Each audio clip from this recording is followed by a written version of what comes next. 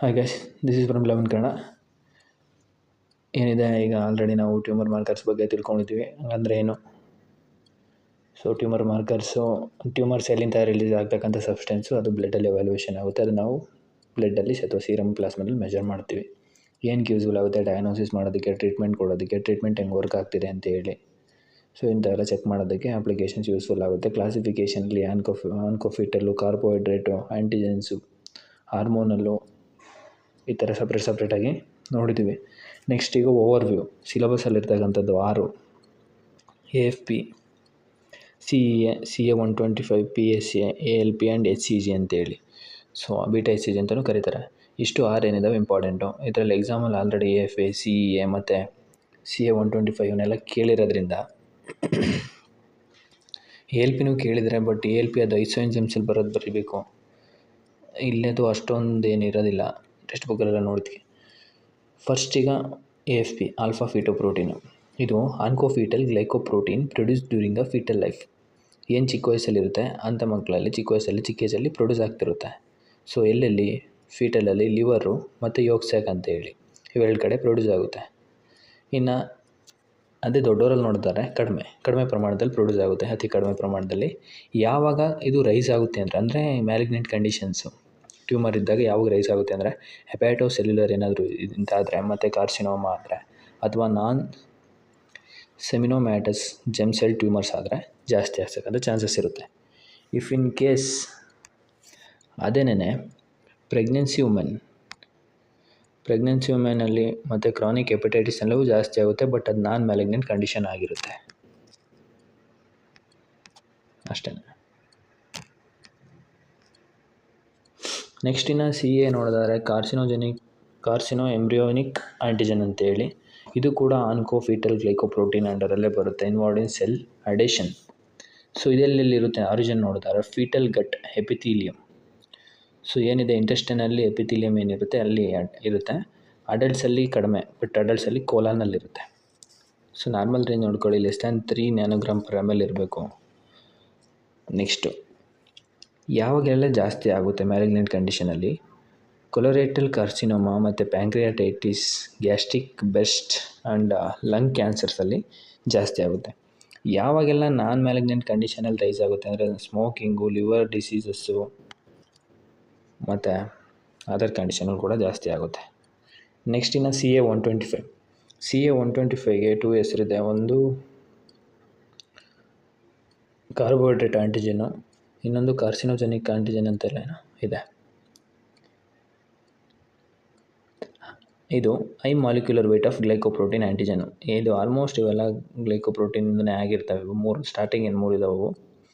ಇದು ಓವರಿ ಮತ್ತು ಪ್ಲೂರಲ್ ಮತ್ತು ಪೆರಿಟೋನಿಯಂ, ಓವರಿ ಪ್ಲೂರಲ್ ಆಫ್ ಪೆರಿಟೋನಿಯಮಲ್ಲಿ ಪ್ರೆಸೆಂಟ್ ಇರುತ್ತೆ. ನಾರ್ಮಲ್ ರೇಂಜ್ ಬಂದುಬಿಟ್ಟು ಲೆಸ್ ದ್ಯಾನ್ 35 units/ml. ನೆಕ್ಸ್ಟ್ ಯಾವಾಗೆಲ್ಲ ರೈಸ್ ಆಗುತ್ತೆ?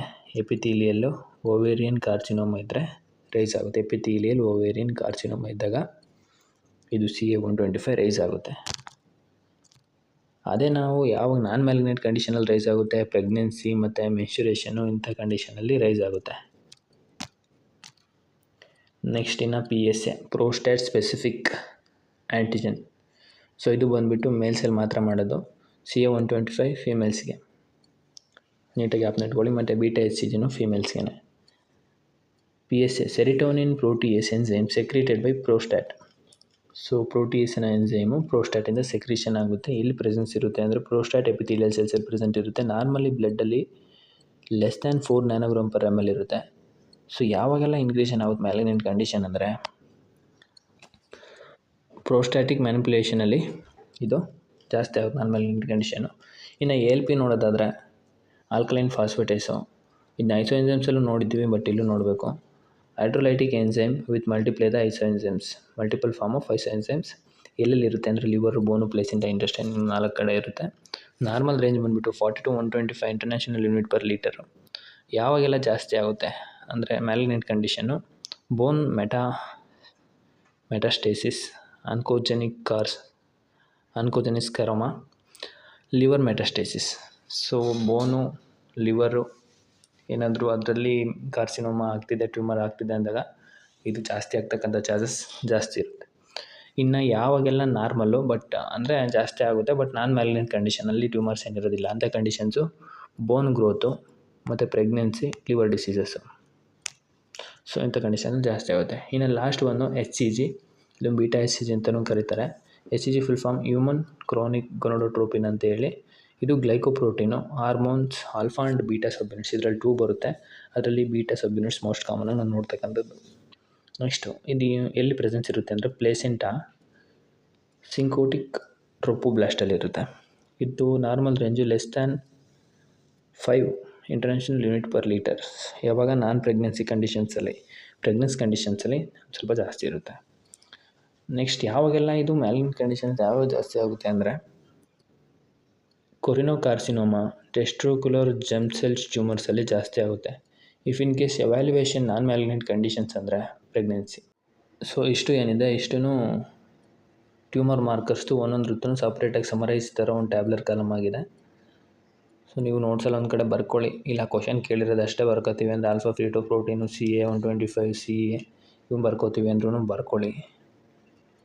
ಒಟ್ಟು ಎಲ್ಲ ನೆನಪಲ್ಲಿ ಇಟ್ಕೊಳ್ಳಿ.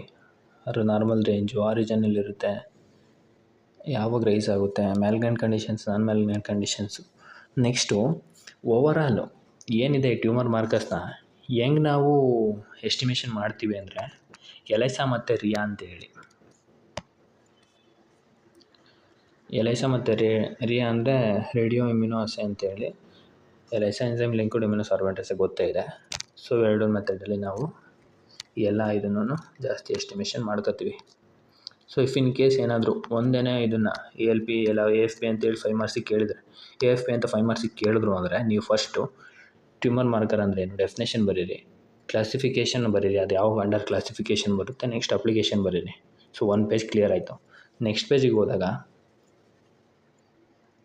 ಇದ್ರ ಬಗ್ಗೆ ಬರೀರಿ. AFP ಆಲ್ಫಾ ಫೀಟೋಪ್ರೋಟೀನ್ ಅಂತ ಹೆಡ್ಡಿಂಗ್ ಹಾಕಿ ಅದು ಎಲ್ಲಿರುತ್ತೆ, ಇದು ನಾರ್ಮಲ್ ರೇಂಜ್ ಎಷ್ಟು, ಅದರ ಆರಿಜಿನ್ ಏನು, ಯಾವಾಗ ಮ್ಯಾಲಿಗ್ನೆಂಟ್ ಕಂಡೀಷನ್ಸಲ್ಲಿ ಯಾವ ಮ್ಯಾಲಿಗ್ನೆಂಟ್ ಕಂಡೀಷನಲ್ಲಿ ರೈಸ್ ಆಗುತ್ತೆ, ಯಾವಾಗ ಯಾವ ಮ್ಯಾಲಿಗ್ನೆಂಟ್ ಕಂಡೀಷನಲ್ಲಿ ರೈಸ್ ಆಗೋಲ್ಲ, ಡಯಾಗ್ನೋಸ್ಟಿಕ್ ಹೆಂಗೆ ಮಾಡಲ್ಲ, ಇದು ಬ್ಲಡ್ಡಲ್ಲಿ ಎಸ್ಟಿಮೇಷನ್ ಹೆಂಗೆ ಮಾಡ್ತೀವಿ ಅಂತ ಬರೀರಿ. ನೆಕ್ಸ್ಟ್ ಮತ್ತೆ ಅಪ್ಲಿಕೇಶನ್ ಅಂತ ಹಾಕ್ಬಿಟ್ಟು ಮತ್ತೆ ಬರೀರಿ. ಸೊ ಟೋಟಲಿ 3 ಪೇಜ್, 2.5 ಪೇಜ್ ಅಂತೂ ಕನ್ಫರ್ಮಾಗಿ ಫಿಲ್ ಆಗುತ್ತೆ. ಸೊ 3 ಪೇಜ್ ಫಿಲ್ ಆಗಿಲ್ಲ ಅಂದರೆ 2.5 ಪೇಜ್ ಫಿಲ್ ಆಗುತ್ತೆ. ಇಲ್ಲ ನಿಮ್ಗೆ ಇನ್ನೂ ಜಾಸ್ತಿ ಬೇಕಂದರೆ ಟೆಕ್ಸ್ಟ್ ಬುಕ್ ರೆಫರ್ ಮಾಡ್ಕೊಳ್ಳಿ. Thank you. ಏನಾದರೂ ಡೌಟ್ಸ್ ಇದ್ದರೆ ಕಮೆಂಟ್ ಮಾಡಿ, ವಿಡಿಯೋ ಇಷ್ಟ ಲೈಕ್ ಮಾಡಿ, ಶೇರ್ ಮಾಡಿ ಮತ್ತು ಸಬ್ಸ್ಕ್ರೈಬ್ ಮಾಡ್ಕೊಳ್ಳಿ. Thank you.